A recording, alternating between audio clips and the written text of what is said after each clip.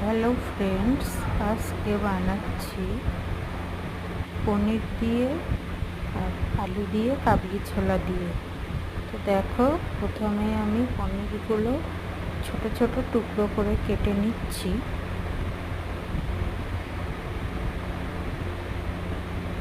তারপরে তেলের উপরে হালকা করে লাল লাল করে ভেজে নেব।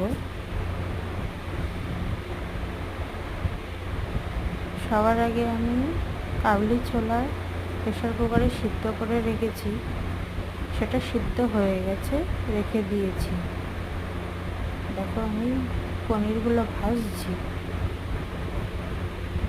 হালকা একটু লাল লাল করে ভেজে নেব। ভাজা হয়ে গেছে, আলুগুলো একটু লাল লাল করে ভেজে নিচ্ছি। আর মিক্সিতে টমেটো, আদা আর কাঁচা লঙ্কা, আমি এটা সম্পূর্ণ নিরামিষ করব, সেই জন্যে আমি পেঁয়াজ রসুন কিছুই দিইনি। তেলের উপরে আমি গোটা জিরে আর শুকনো লঙ্কা তেজপাতা দিয়ে দিয়েছি।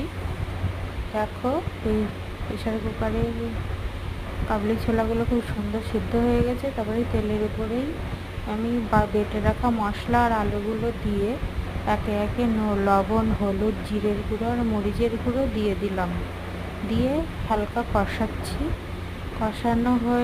হালকা কষানো হলে তার উপরে আমি কাশ্মীরি লঙ্কার গুঁড়ো আর পনিরগুলো দিয়ে দিলাম। পনিরগুলো দিয়ে আবারও হালকা নাড়িয়ে আমি সিদ্ধ করে রাখা কাবলি ছোলাগুলো দিয়ে দিলাম।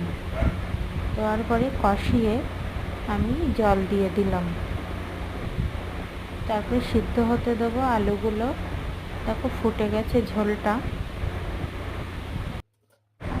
আবারও ঢাকা দিয়ে দিলাম।